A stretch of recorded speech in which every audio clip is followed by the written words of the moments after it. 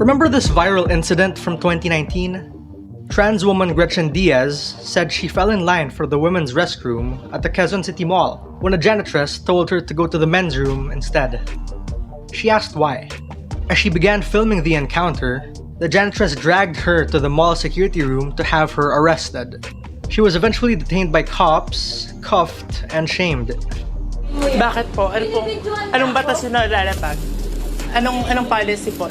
May utin ka pa rin, tandaan mo yan. Bawal yan magbibideo ka. Ano na nga Alam mo sir, kanina sabi, nag-CR ka sa lalaki sa babae. Sabi ko, nasis kitang maayos dun ka sa lalaki. Sabi mo bakit? Tapos Hinampas ako, kitang-kita. sabi ko sa'yo,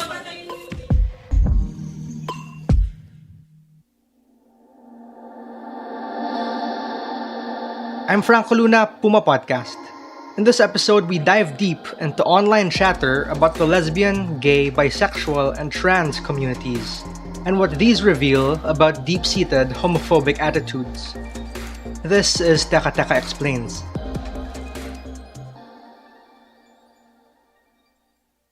I remember this media outlet asked me to record a 2-minute video. And then when it was aired live, I just thought that the most important part of the message did not make it. Like, I remember towards the end of that message, I said something like, I urge the government that we should pass policies or laws to ensure that our human rights are being protected as part of the marginalized sectors in the Philippines. So I wasn't really happy about that. So, I was kind of thinking, do we really have allies in the media? That's Eda Catabas, Executive Director of the Cebu United Rainbow LGBTIQ+ sector. She was speaking at the forum called Vibe Check. What do Filipinos online have to say about LGBTI issues? They are actually in survival mode. If we'll talk about lives, the reality of trans lives in the Philippines, many of our people are denied access to education. Gretchen Diaz's case happened 3 years ago. Since then, perhaps partly due to the pandemic as well, there haven't been that many widely publicized cases of LGBTQ harassment. Or have there? New data shows that the LGBT community is under attack online just as much as offline. Here's Mint Marquez. Mint is the CEO of Sin and Strat, a social media intelligence and strategy firm which conducted the study.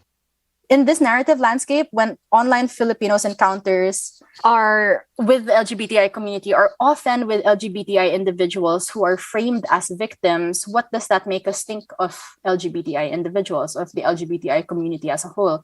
So without headlining viral stories that also present LGBTI people's successes and joys and humanity, a disempowering victim narrative persists unchallenged. Sin and Strat combed through more than 400 media articles that fetched over 100 engagements and found that most media coverage of LGBT issues tended to focus on stories about showbiz, media, celebrities, and public figures. Most reports focused on, you guessed it, vice ganda. Angles that had anything to do with the LGBT community were often about pageantry and celebrities coming out. To be exact, more than 60% of the articles Sin and Strat went through were about similar topics. And that's a problem. Maybe that's something that we expect, and maybe that's something that we see in our own feeds. For example, we don't necessarily see non-advocates talking about pro-LGBTI legislation all the time. We don't necessarily see them talking about anti-discrimination bill all the time, but they might be talking about vice ganda. It's really more to do with making individuals of the LGBTI community, particularly the celebrities, prominent, and they become the face of the issue.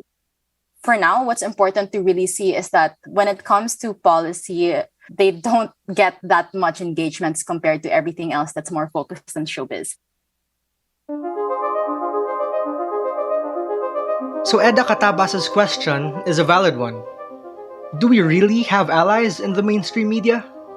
Often, hate crimes are framed as isolated incidents, and not as patterns of systemic oppression. And in the rare instance, when broader trans issues do make the news, discussions relating to the political and civic participation of LGBTI people happen primarily through the lens of straight cisgender people. Mint says we do have stories focusing on the problems of the LGBT sector. They just aren't as prominent as the showbiz and entertainment stories. The media also use LGBTI terms interchangeably, which Mint says betrays a low awareness of SOGI. SOGI stands for sexual orientation, gender identity, and expression. When you see media posts about LGBTI topics on social media, you'll see that audience response is overwhelmingly negative and often exclusionary. Haha was the most common Facebook reaction on LGBTI-related stories published from May 2021 to 2022. And while haha might be an ambiguous react to interpret, we know that it often means mockery. Sin Strat, in its study of thousands of comments on media posts, found that almost a third of all sentiment was negative. And the lion's share of those comments came from men. When stories around hate crimes do get empathetic reactions, they mostly came in the form of Filipinos calling for the same punitive measures and harsh interventions against violence based on SOGI. For example, dapat ibalik ang death penalty was the strongest message in the comment section in those stories. Things like genitalia and God's will were also commonly used arguments against trans people. Babae pa rin yan, lalaki pa rin yan. We've all seen those comments. Filipinos pointed to bathrooms and pageantry to argue that a trans woman is still male. Filipinos also thought equal rights, including asking to use women's restrooms and asking for recognition of pronouns, is too much. There seems to be a sentiment that it's too much to expect people to unlearn your dead name, for example, and learn your new pronouns. It's too much of a hassle for people to keep up with that. It's easier for online Filipinos to empathize with something that has a clear bad guy, that has a concrete face to an issue, versus big sectoral issue that might be a little more abstract and unapproachable to them. You might be asking, why should petty things like Facebook comments matter to advocates and Filipinos? Here's Mint again. If I see comments like this, and if I see that many, many, many people have opinions like this, it might inform my own. It might condition my own, and it might influence me. So this is an important part of the narrative landscape that we have. It creates the impression that this is the common impression. But if that's what online Filipinos keep seeing, eventually this might be something that an unengaged person might eventually adopt. There's not much the law has said about this, with the SOGI bill being one of the slowest moving bills in the country's history to date. If it passes, the bill would penalize gender-based discrimination with a fine of at least 100,000 pesos. Mint points to the United Nations Development Programme's LGBTI Inclusion Index, which focuses on 5 dimensions within the community: political and civil participation, personal security, education, health, and economic well-being. And this narrative landscape speaks volumes about the community's political and civil participation. Yet surprisingly, one of Sinenstrat's many findings was that many Filipinos do acknowledge and accept trans people. They just don't want them around in their spaces.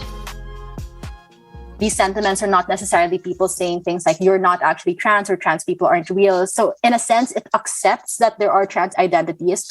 It's just that it's still exclusionary in the sense that there's no genuine inclusion here. There's no treatment of trans women as trans women. It's still asking people to create a separate, distinct space for trans women that is distinguishable from a space for cis women. And this is something that's very apparent in our narrative landscape. That concept that you can accept the trans community, but also expect them to make spaces for themselves and not join cis people's spaces.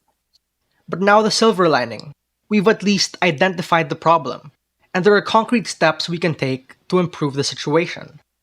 It's easier for online Filipinos to empathize with something that has a clear bad guy, that has a concrete face to an issue, versus big sectoral issue that might be a little more abstract and unapproachable to them.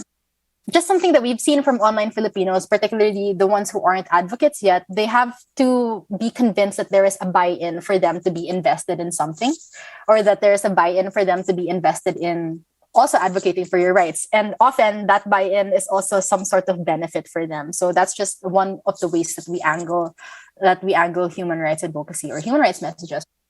Mint says advocates can take back non-inclusive spaces by actively participating in the discussion on issues that matter to the community. We need to engage with and share our stories so that they can reach audiences outside LGBTI advocacy groups. That does mean engaging in more neutral spaces and outside of our advocate, echo chambers. Those are exactly the types of places where we need to introduce our advocate messages to compete in this narrative landscape. Otherwise, this narrative landscape, as it is, status quo, will just continue to fester the way that it is. Because ultimately, the fight for a more inclusive society benefits us all. And that was today's episode of Teka Teka Explains. Again, I'm Franco Luna. This episode was edited by Presh Capistrano and produced by Kat Ventura. If you liked this episode, share it with a friend or two. And of course, don't forget to follow Teka Teka and Puma Podcast wherever you listen. If you want more content on the LGBTI community, listen to Meet LGBT Cute. That's cute with a Q for love stories with pride.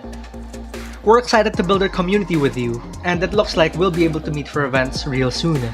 So if you want to stay in the loop, please go to pumapodcast.com and subscribe to our newsletter. Thanks for listening.